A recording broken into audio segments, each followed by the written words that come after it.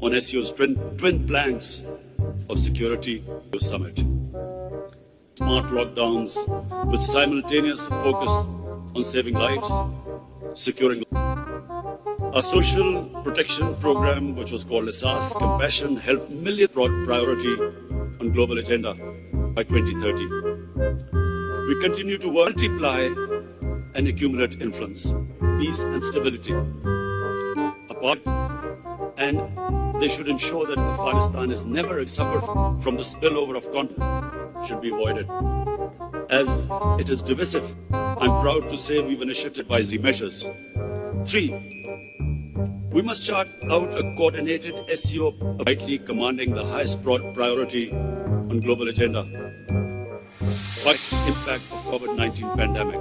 Flagship program of planting 10 billion and low carbon trajectories. We all reminded that the